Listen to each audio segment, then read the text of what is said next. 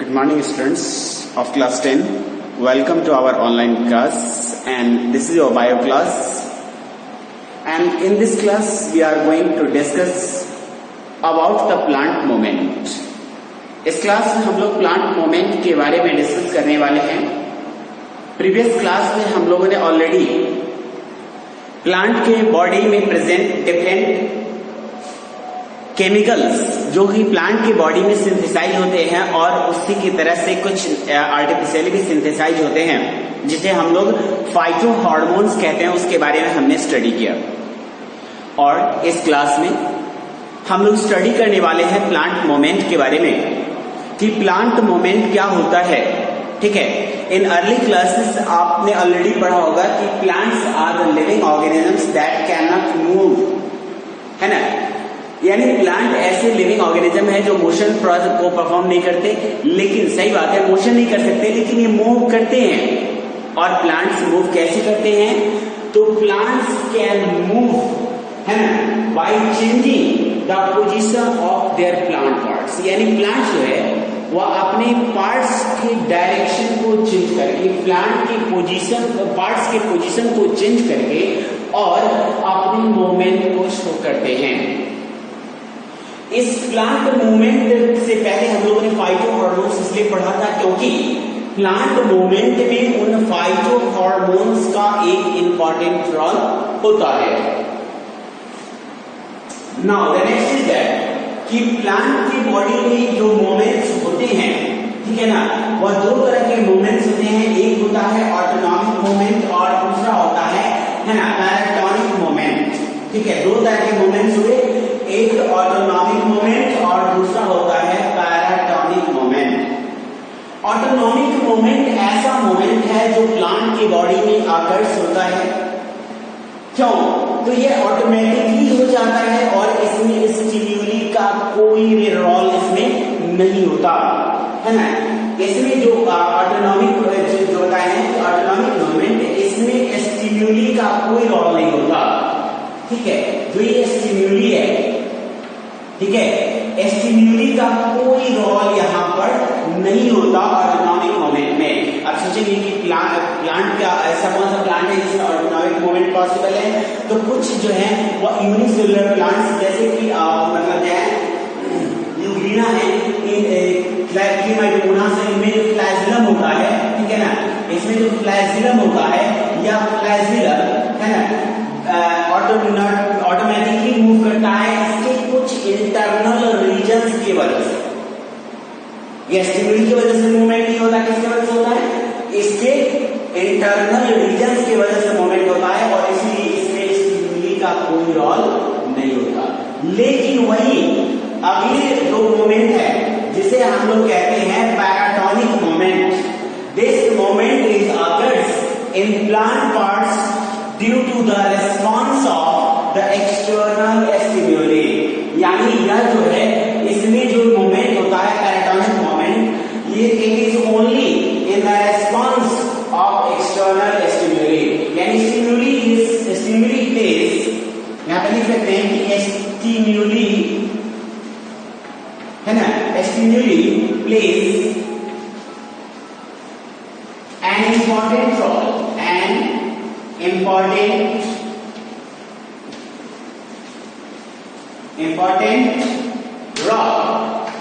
important role play करता है ये कौन? स्टिम्युली. ठीक है, तो स्टिम्युली एक इंपॉर्टेंट रोल प्ले करता है. किसमें? तो पैराटॉनिक मूवमेंट. ठीक है, अब हम लोग देखेंगे कि ये पैराटॉनिक मूवमेंट प्लांट की बॉडी में होता तो है, लेकिन कैसे होता है, क्या इसका मतलब है, कौन कौन सा पार्ट जो है वो इस तरह के पैराटॉनिक मूवमेंट को, है ना, परफॉर्म करते हैं. ये पैराटॉनिक मूवमेंट जो होता है वह दो टाइप का होता है. एक को हम लोग कहते हैं ट्रॉपिज्म और ट्रॉपिक मूवमेंट और दूसरे को कहते हैं नेस्टिक मूवमेंट और नेस्टिस. दूसरे को हम लोग कहते हैं नेस्टिक मूवमेंट और नेस्टिस. ठीक है, अभी जो ट्रॉपिक मूवमेंट है और नेस्टिक मूवमेंट है, ये दोनों क्या हैं? तो कहता है कि ट्रॉपिक मूवमेंट प्लांट की बॉडी में एक ऐसा मूवमेंट है जिसमें का डायरेक्शन प्लांट की बॉडी के पार्ट्स या प्लांट के रिस्पॉन्स के डायरेक्शन को डिटरमाइन करता है। ठीक है, इसमें ट्रॉपिक मोमेंट जो है इसमें लिख सकते हैं कि ट्रॉपिक मोमेंट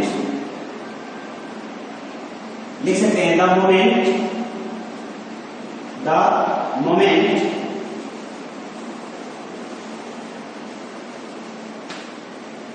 इन प्लांट और plant parts in which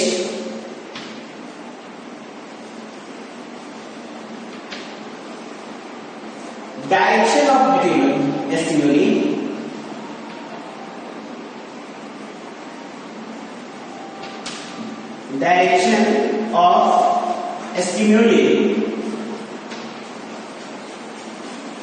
determines,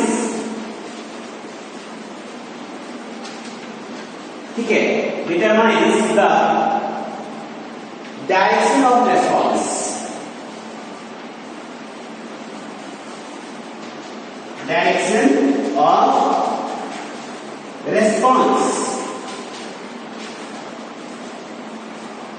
ठीक है। यानी यहां पे कहता है कि जो एंट्रोपिक मोमेंट एक ऐसा मोमेंट है जिसमें स्टिम्यूली के प्रेजेंस का डायरेक्शन है ना, रिस्पॉन्स का, प्लांट के पार्ट्स में जो रिस्पॉन्स होगा उस रिस्पॉन्स के डायरेक्शन को डिटरमाइन करता है, और इस तरह का जो प्लांट मोमेंट होता है उसे हम लोग कहते हैं स्टिम्यूली, उसे हम लोग कहते हैं ट्रॉपिक मोमेंट, या इसे हम लोग कहते हैं ट्रॉपिज्म।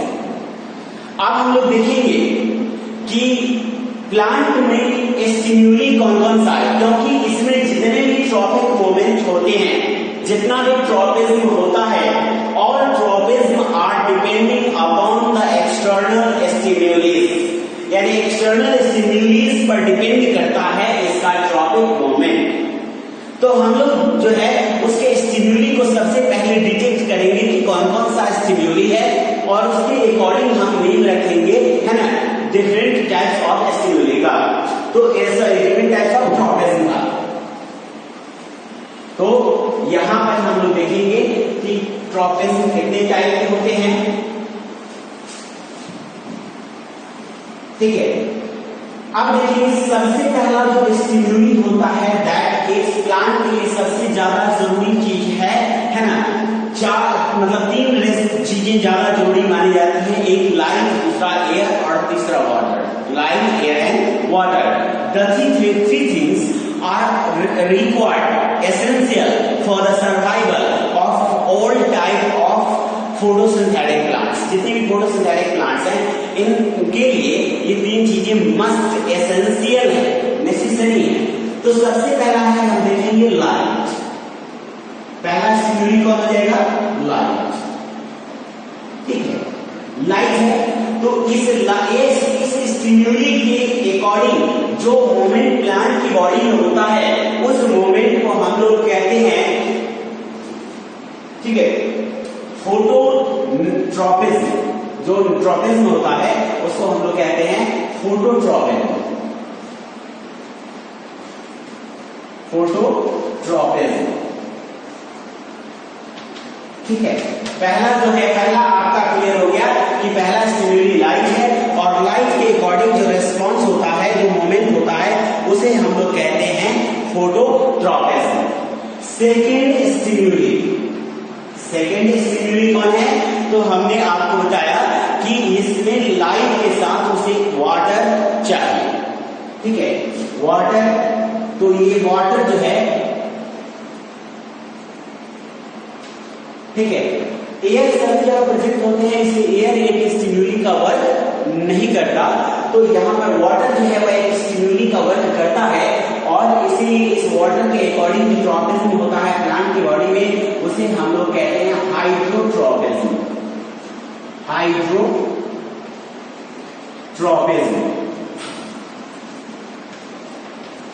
ठीक है, दूसरा हो गया हाइड्रोट्रॉपिज्म। तीसरा कौन है? तो तीसरा जो स्टिम्यूली है, ठीक है ना, वह है आपका ग्रेविटी।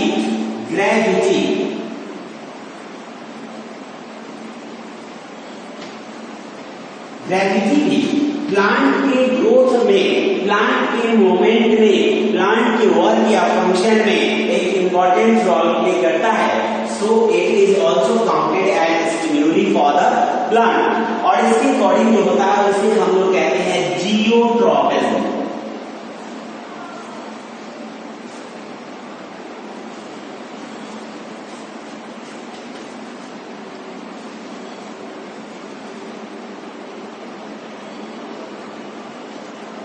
ठीक है, तो तीन ट्रॉपिज्म आपने देखा, एक लाइट के अगेंस्ट फोटोट्रॉपिज्म, वाटर के अकॉर्डिंग हाइड्रोट्रॉपिज्म और ग्रेविटी के अकॉर्डिंग, ग्रेविटी के अनुसार इसका हो गया जियोट्रॉपिज्म।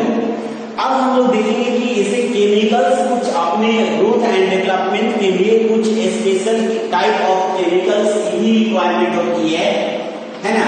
इसके फोर्थ जो उसका स्टिम्युली होगा that is counted as chemical.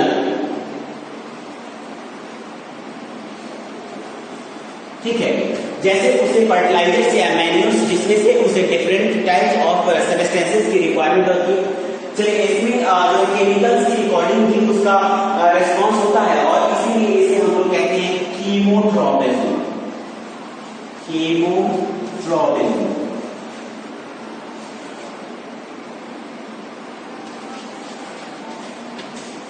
ठीक है, केमिकल्स के अकॉर्डिंग ये भी सेंसिटिव होते हैं और इसीलिए इसे कहा जाता है कीमोट्रॉपिज्म। ठीक है, अब नेक्स्ट केमिकल्स के बाद आता है कुछ प्लांट्स जो हैं वह टच के अकॉर्डिंग भी सेंसिटिव होते हैं कि वह टच का भी रिस्पॉन्स प्रोवाइड करते हैं, कुछ only some plants. And so उसमें जो ट्रॉपिज्म पाया जाता है उसे हम लोग कहते हैं टिग्मोट्रॉपिज्म। टिग्मोट्रॉपिज्म।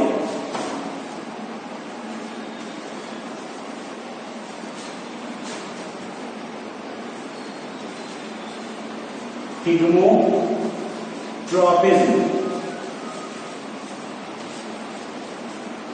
ठीक है, तो इस तरह से आपने पढ़ा कि इसमें जो ट्रॉपिज्म होते हैं वह कितने टाइप के हो गए, 5 टाइप के ट्रॉपिज्म हो गए और आपने सभी के स्टिम्युली के अकॉर्डिंग उसमें होने वाले मूवमेंट को पढ़ा। ठीक, इसमें लाइट अगर स्टिम्युली है तो उस लाइट की वजह से अगर मूवमेंट होता है तो कहलाएगा फोटोट्रॉपिज्म। वाटर की वजह से प्लांट की बॉडी या बॉडी पार्ट में मूवमेंट होता है तो उसे हम लोग कहते हैं हाइड्रोट्रॉपिज्म। अगर ग्रेविटी के अकॉर्डिंग उसका जो रिस्पॉन्स का डायरेक्शन बदलता है या रिस्पॉन्स का डायरेक्शन डिटरमाइन होता है तो उसको हम लोग कहते हैं जियोट्रॉपिज्म। केमिकल्स के अकॉर्डिंग रिस्पॉन्स का डायरेक्शन अगर बदलेगा या डायरेक्शन डिटरमाइन होगा तो उसे हम लोग कहते हैं कीमोट्रॉपिज्म। और टच के अकॉर्डिंग अगर इसमें जो है उसमें जो रेस्पॉन्स होता है उसे हम लोग कहते हैं थिग्मोट्रॉपिज्म। ठीक है स्टूडेंट्स, तो आगे हम लोग पढ़ेंगे कि फोटोट्रॉपिज्म क्या है। ठीक है, हम लोग फोटोट्रॉपिज्म को देखेंगे और कुछ एक्सपेरिमेंट्स भी करने वाले हैं जिससे हम यह डिसाइड कर सके कि फोटोट्रॉपिज्म कैसे होता है और फोटोट्रॉपिज्म क्या प्लांट में होता भी है। फोटोट्रॉपिज्म को सबसे इजीली, ठीक है, वैसे आपको बता दूं, ठीक है, कि प्लांट में जितने भी रिस्पॉन्स होते हैं मोस्टली स्लो रिस्पॉन्स होता है। स्लो रिस्पॉन्स होता है, स्लो रिस्पॉन्स होगा, स्लो मूवमेंट होगा और इसीलिए मोस्ट ऑफ जो ट्रॉपिज्म हैं that are not easily detectable, या आसानी से डिटेक्ट नहीं किया जा सकता, आसानी से इसे रीड नहीं किया जा सकता। ठीक है ना, और इसीलिए इसे रिस्पॉन्स मतलब इसके रिस्पॉन्स को डिटरमाइन करने के लिए, इसके रिस्पॉन्स को रीड करने के लिए इसमें काफी टाइम देने की जरूरत होती है। चलिए अब हम लोग स्टडी करेंगे फोटोट्रॉपिज्म के बारे में। किसे कहते हैं फोटोट्रॉपिज्म?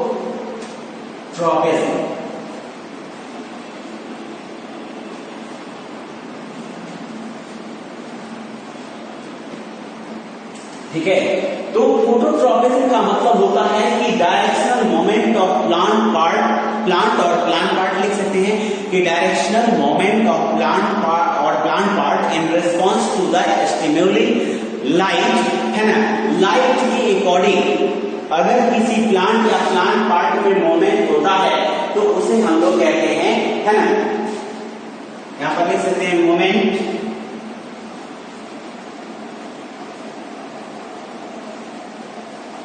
ऑफ प्लांट और प्लांट पार्ट लिख सकते हैं moment of plant part in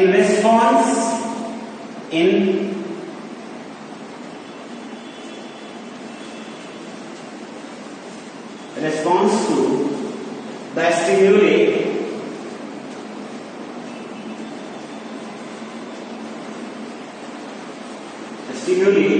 light,